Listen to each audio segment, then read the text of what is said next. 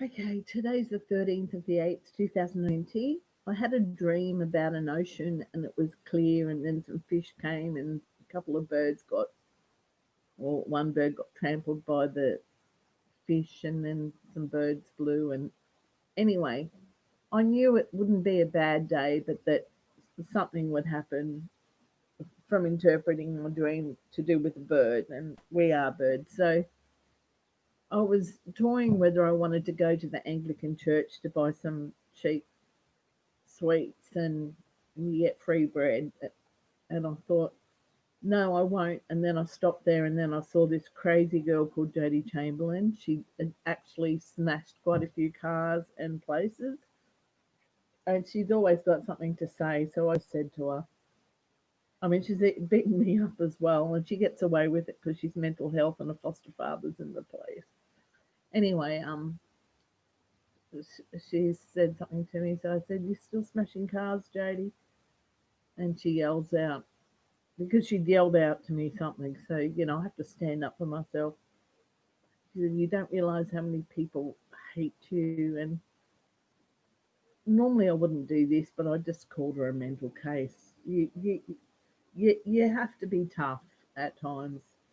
Anyway, I did go to the solicitor today, the community legal people, and basically they can't help me with litigation. But it appears that my lotto is at that point now where I have to litigate. And I did a couple of rounds after my appointment with the legal solicitor, Andrew.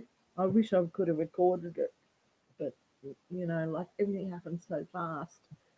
So I got to my appointment early and they took me in early. So yeah, I would have liked to have recorded so I could remember, but they may not let you, of course.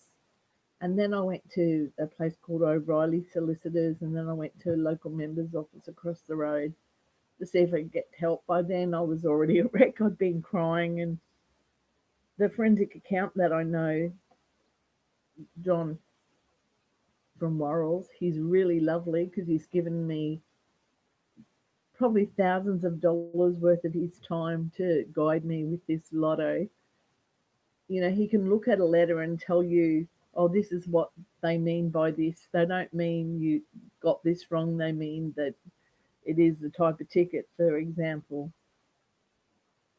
And anyway, he guided me a bit. He still got all my old paperwork, all the coloured paperwork. He gave me some of it back because I need to use it. And he realises how haphazard I am. But he said to me, the next letter that I write, it should come from a solicitor because I'm not legalese. I think I know what I'm doing, but he knows that I'm quite candid and often have errors in my letters and things like that.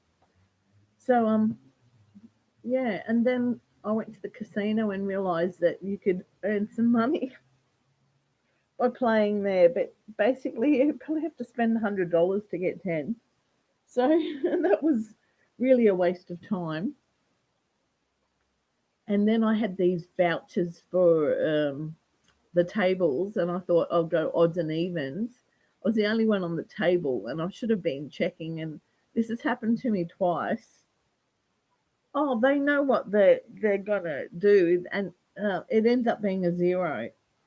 So, and this has happened twice, and it's the same person that's done it. So, the chances of that are, yeah, it's rigged. So I couldn't get anything back. So and then I just put on a number and didn't get anything. Anyway, talking too much, but I'm kind of feeling better about the lotto because I may not get it, but I know that I can.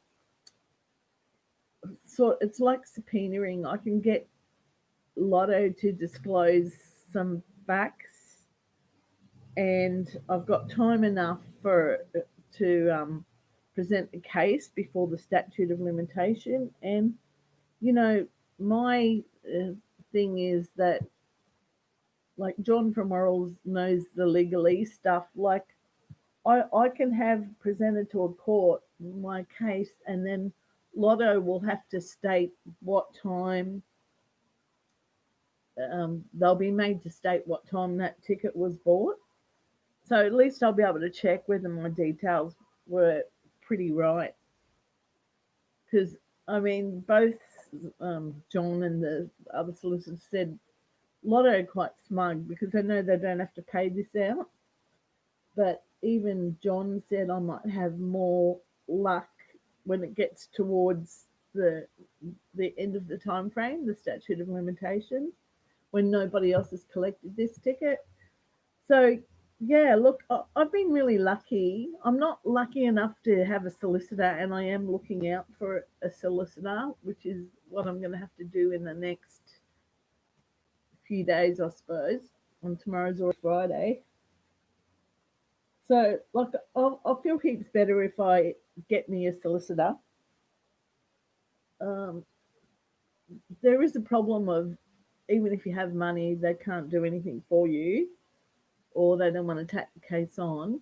And with me, I probably can't afford. I need pro bono, or I'm quite happy to pay what I owe as we go along.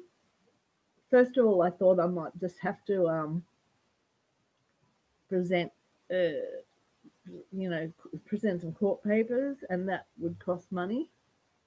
But there's no point. One solicitor said I could do that, but there's really no point doing this because like if you don't know the legal jargon, you basically they throw the paperwork out. I've been told that at this point, um, possibly not possibly, the first solicitor said to me, at this point, you probably got to present your case and findings to the Supreme Court because Lotto know they don't have to do anything. But my stance is that I've had lots of vital information and they haven't looked at it. And I bought the ticket, so I know what the details, pretty much the details are. I don't know exactly, but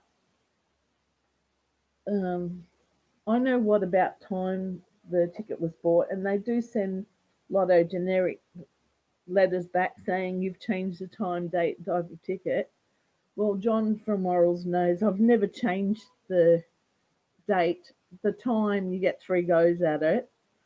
And the reason we've presented so many cases to them and they weren't all finished is because they kept sending us, like my son moved to Sydney and they kept sending us Queensland paperwork and you really need to do it on New South Wales stat deck. So that was really why we'd written in so many times, because a lot of themselves would send us the wrong paperwork or they'd lose the paperwork and they let me resubmit, and then they start, like I was at John at Worrells and I was just laughing because I let him read the letter from Lotto where they like to quote the Lotteries Act, which I've read many times in all its revised versions, and they put half the letter was two of the clauses from the Lotteries Act, which really had nothing to do with me. They were talking about agents and operators um, doing things falsely and committing fraud. I and my witnesses, who are working people, one represented Australia, have not committed fraud at all. We're just trying to prove a point. So, a lot of can go and do what they want to themselves. I feel quite smug knowing that I've won and that they don't want to pay out. And yeah, I've got a bit of a fight, but I just want to prove that as I was there buying the ticket, that I am the rightful winner. Thank you. And Lotto don't give a shit.